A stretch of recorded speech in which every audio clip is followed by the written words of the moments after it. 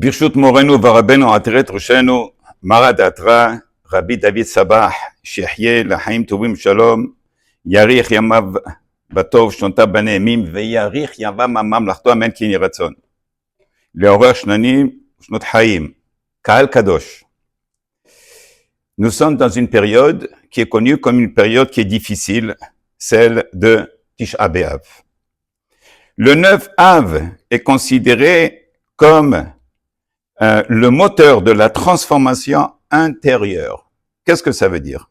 Nous savons très bien que le deuil du Tisha B'Av, dans le deuil même, nous trouvons la consolation. Alors nous avons une question, Bevadaï, pour commencer.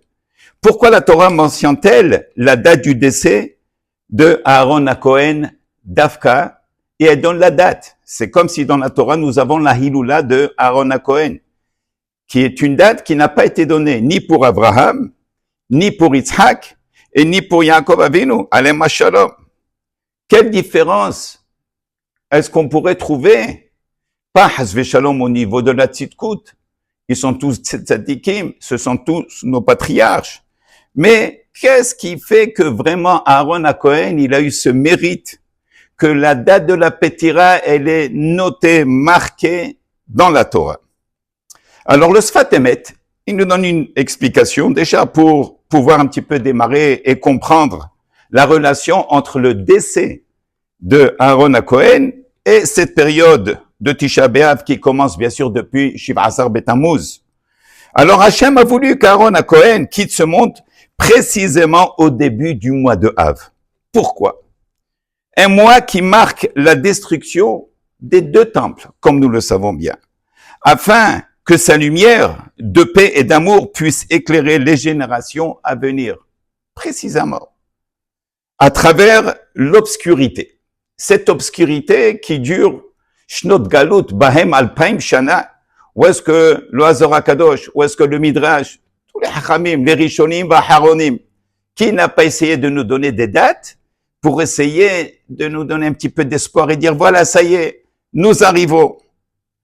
Nous sommes dans une période obscure, comme qui dit le Zohar HaKadosh, Alma des Shikra, un monde qui est connu comme un monde de mensonges, un monde obscur. Et on essaie de trouver à chaque fois, on s'attache à une date, on dit voilà, ça y est, cette fois-ci on arrive. Alors que vraiment comprendre ce que le Sfat Emet, il essaie de nous éclairer, c'est que, afin que la lumière de Aaron HaKohen, la lumière de paix qu'il avait, l'amour qu'il avait pour Klal Israël, puisse éclairer les générations à venir à travers l'obscurité. Donc, il est niftar pendant cette période, le premier, le Rosh Chodesh de Av, et qui est cette période qui est difficile pour Davka apprendre de lui une leçon très importante. Quelle leçon est-ce qu'il y a? Alors, on sait très bien que Aaron HaKohen, Ohev Shalom, Verodev Shalom. Alors, avant d'arriver à Ohev Shalom, Verodev Shalom, nous le savons très bien à travers le Masechet Gittin dans le Talmud, n'est-ce pas, 55 et 56, il est enseigné déjà que le premier temple a été détruit à cause de 3 fautes. Comment ne pas discuter, comment ne pas démarrer un Dvar Torah sans mentionner les causes et sans répéter les fautes que nous avons fait et ce que nous avons vécu? Bevadaï, oui,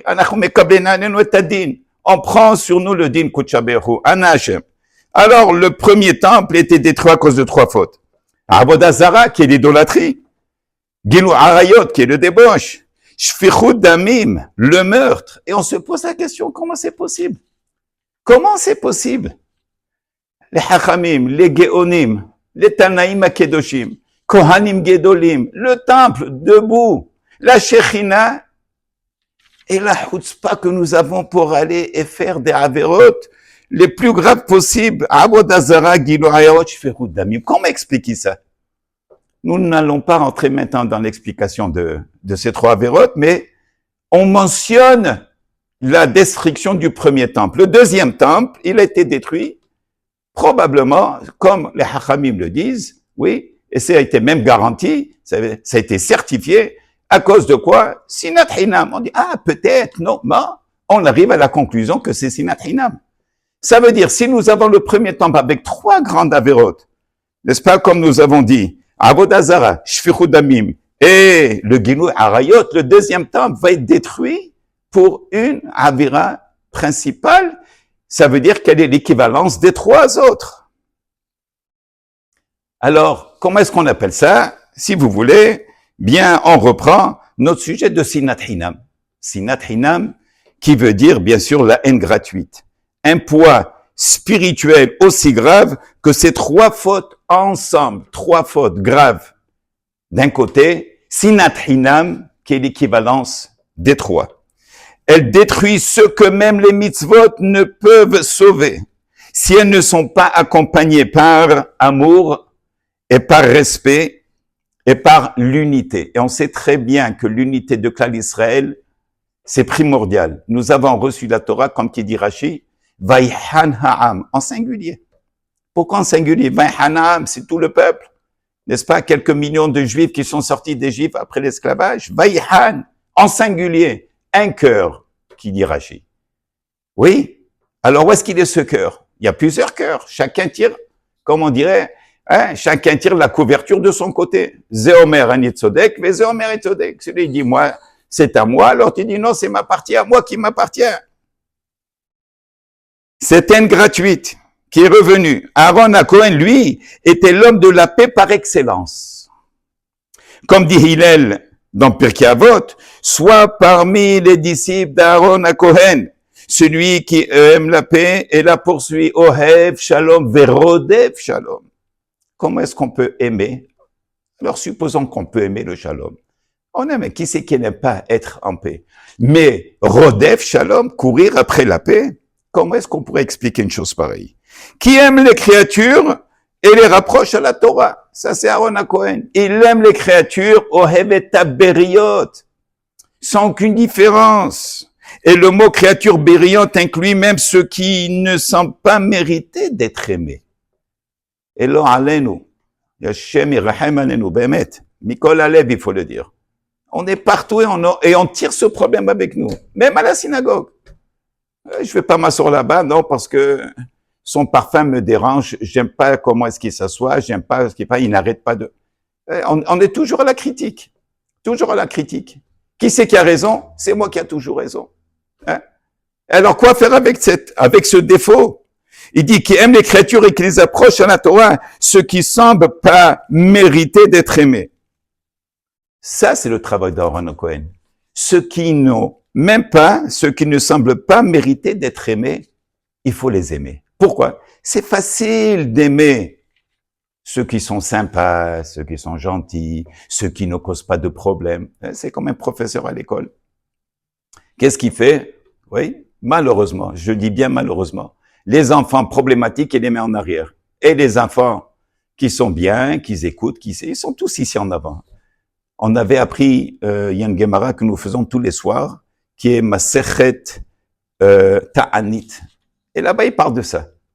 Il parle de ça que le problème, ce n'est pas le problème de l'enfant qui ne comprend pas. Le problème, c'est le problème durable de l'enseignant. Tu vois qu'il y a un enfant problématique, mets-le en avant.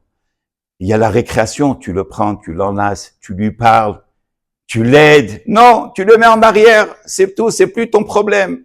Ah, après on appelle les parents. La même chose ici. Pourquoi aimer ce qui est facile à aimer? Alors, c'est un challenge, bien sûr que c'est un challenge, de s'asseoir avec des personnes qui sont pas les plus sympathiques.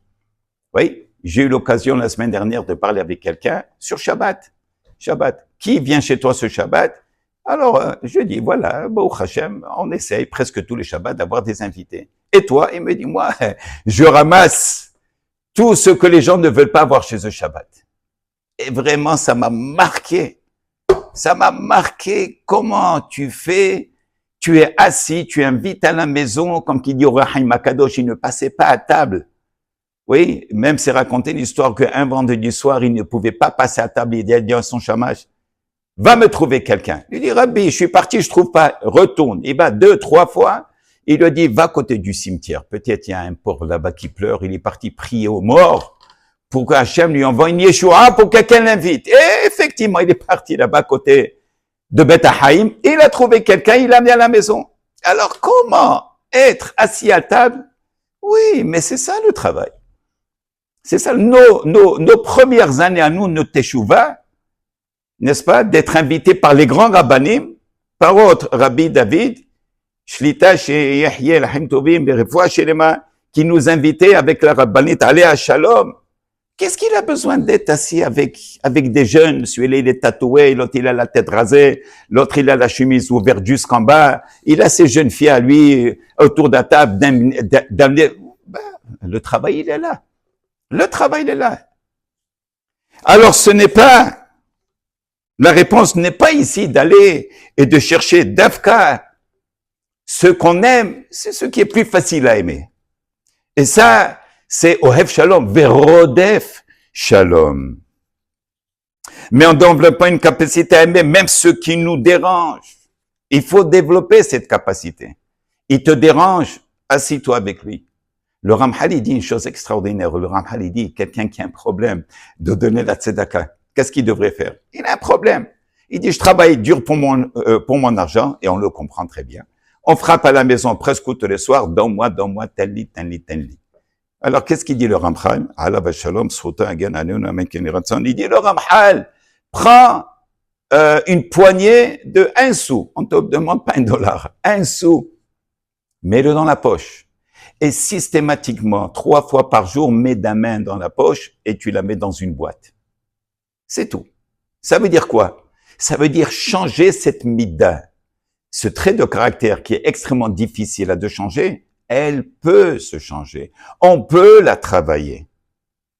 Et c'est ce qu'on te demande ici. Parce que finalement, quand quelqu'un va venir, il frappe à la porte, tu t'habitues à mettre la main dans la poche et tu le feras. Parce qu'à Kadosh Baruch Hu, on n'amène personne dans ce monde avec des défauts aussi terribles. On a tous des challenges. Bien sûr que oui. Sinon, ça serait pas ce qu'on appelle le tikkun de la personne de revenir dans le monde. Là, la neshama serait restée en haut. Pas besoin de... Si la neshama est revenir, c'est parce qu'elle a un défaut à corriger. Mais ce défaut, il est corrigeable. Sinon, qu'est-ce qu'on va dire? Hazve Shalom Kadosh Baruch Hu s'est trompé. Alors, dans Ahavat Hinam, Bevadaï que c'est très difficile. Peut-être même plus difficile que dans la tzedaka. Parce que pendant le premier temple, même qu'il faisait la tzedaka, le temple, il a été détruit. Et même le deuxième temple, avec toutes les mitzvot qu'on faisait. Pourquoi? Sinat Hinam. Pour recevoir la Torah, on était l'Evehad. Et pourquoi aujourd'hui on a de la difficulté d'être l'Evehad? Pourquoi? Parce qu'au Rabotai, nous sommes arrivés à la fin. Mashiach, il est à la porte, il a le premier pas, qu'il est au seuil, il le traverse déjà. Alors, qu'est-ce qu'il fait le Satan? Satan meraked. Le Satan, il fait son travail aussi, c'est son travail. Mais nous, on doit être plus smart. On doit comprendre que c'est un piège et il faut surmonter ce piège. Comme tout, comme dans le travail, comme dans le Shlom Bayit. Qu'est-ce qu'ils disent Chachamim pour le Shlom Bayit? Vendredi après-midi, tu as fini, habille-toi à la synagogue. Pourquoi? Ne reste pas à la maison. Qu'est-ce que tu traînes à la maison? Le Satan, il est très fort. Toute la semaine, le Satan, il te laisse tranquille. Et juste vendredi, avant l'entrée de Shabbat, il va trouver quoi faire comme dispute, lo alenu, lo alechem, entre papa et maman. On est à l'entrée de Shabbat. On est 5785 rabotai. Kol akitzim kalu, toutes les dates que le Zohar Kadosh et que les tzadikim et les mekoubalim, comme qui dit le Zohar Kadosh, kol akitzim kalu. Masechet Sanhedrin, avec toutes les dates, avec tous les simanim, on a tout passé. Qu'est-ce qui nous reste? Corriger, correction. Et de comprendre que le Satan meraked. Comme la veille de Shabbat, entre papa et maman, entre un zoug pour le Shlom Bayit. Nous sommes en pain Shlom Bayit avec HaKadosh Baruch Hu. N'est-ce pas? Nous lisons cette fameuse Ketouba pendant Shavuot. Vehu nishba ha'hatan shelo yikach isha heret aleha. Et il a juré. Et Baruch Hashem bebataï que oui, il va pas nous laisser tomber. Mais nous, qu'est-ce qu'on fait en attendant? Donc le paradoxe du 9 de Av. Un paradoxe terrible. Destruction, le pleur, le jeûne, assis par terre, qu'on ne fait jamais pendant toute l'année. Et alors, un paradoxe terrible. On te dit non. La destruction, dans la destruction, il y a la naissance de l'espoir. Comment? Le 9 Av, un jour le plus tragique dans notre calendrier, mais c'est aussi, selon le Yalkut Shimoni, le jour de la naissance de Melech HaMashiach. Rabbi Yohanan enseigne, le jour où le temple fut détruit, le Mashiach il est né. Pourquoi est-ce que c'est comme ça, Ribono Shel Olam? Pourquoi? C'est difficile pour nous de comprendre. Il dit, alors comment comprendre? Le jour où le temple fut détruit, le Mashiach est né. Ce n'est pas une contradiction. Alors qu'est-ce que c'est si ce n'est pas une contradiction? C'est un message très profond. La rédemption qui germe. C'est ce que ça veut dire. La destruction, mais avec la rédemption qui germe déjà. Dans les cendres de la destruction, oui, Mashiach commence à germer. Comme une graine enfouie dans la terre. Elle doit d'abord pourrir avant de germer. Le 9 Béav, le Tisha Béav, en ce moment où alors tout semble être perdu, quelque chose commence à renaître. Le Zohar enseigne que la lumière de Mashiach, le Or HaGanouz, est cachée dans les ténèbres. S'il n'y a pas de ténèbres, alors il n'y a pas de lumière. On ne reconnaît pas la lumière. Lorsque la présence divine semble absente, ce qu'on appelle Hastarat Panim, comme qu'il est écrit dans Parashat Azinu, Haster et Panai Bayom Hahu, c'est en réalité là qu'elle est la plus présente. Dafka dans Hastarat Panim, pour ceux qui prennent un petit peu le temps d'étudier un petit peu la Hasidut, je n'ose pas dire la Kabbalah, oui, alors ils verront que, oui, la présence divine, qu'elle est présente. Mais pas t'égoïste, s'il n'y a pas de présence divine, alors qu'est-ce qu'il y a? Elle est voilée. On raconte cette fameuse histoire de Rabbi Akiva, n'est-ce pas? Rabbi Akiva rit en voyant les ruines du temple. Qu'est-ce qu'il a dit? Les Shu'alim qui sortent du Kodesh à Kodashim. Hein? Les renards qui vont sortir de Kodesh à Kodashim, du Saint des Saints. Ses collègues pleurent. Et lui, il rit, Rabbi Akiva. Est-ce que c'est vraiment le caractère? Est-ce que c'est vraiment le type pour Rabbi Akiva de rire? Alors pourquoi est-ce qu'il rit? Parce qu'il comprend que la destruction était prophétisée. C'est écrit. Il est écrit que les Israël vont descendre en Égypte. Ça s'est réalisé. Bevadaï que oui. Mais est-ce qu'il est écrit Veyatsu birchush gadol? Bevadaï que oui. Est-ce que nous sommes sortis? Nous sommes sortis. Toute l'histoire est écrite. Tout est inscrit, tout est écrit. Il n'y a rien à corriger, c'est pas une erreur. Alors Rabbi Akiva dit, oui, je ris. Pourquoi je ris? Parce que la destruction a été prophétisée. Et donc la reconstruction aussi, tous les psukim de Nehama, de la reconstruction du temple Bezrat Hashem, du troisième temple Bimera Be'anu. S'il voit que les prophéties de malheur se réalisent, alors celles de la consolation se réaliseront aussi. Son rire n'est pas un rejet de la douleur. Oui, Hasbe Shalom, c'est pas qu'il échappe la douleur. Alors, un faux rire. Loin de ça. Mais une foi très profonde que même au cœur de l'exil, la lumière est déjà en route. Et que le futur temple, Bezrat Hashem, est en train de pousser lentement, invisiblement, sous nos pieds. On ne le voit pas, c'est vrai, mais tout est en train de se réaliser. Rabotaï, 3 fois par jour, nous prions, et qu'est-ce qu'on dit dans la Hamida? Et Tzemach David Avdecha, Tatzmiyah, Vekarno, Tarum Bishuatera. Qu'est-ce que cela signifie? Ça veut dire qu'Akadosh Baruch Hu fait germer rapidement le germe de David. Et Tzemach David Avdecha Tatzmiyah. Le germe de David, fais-le germer rapidement. Pourquoi utiliser un terme germer? Amen au biat HaMashiach. La Gemara, elle mentionne, hein, la Gemara ne dit pas Tzemach. Elle dit, oui, biat melech HaMashiach tzidkenu. Pourquoi germer? Pourquoi pas créer, envoyer Melech HaMashiach, faire apparaître Melech HaMashiach? Parce que la délivrance n'est pas magique.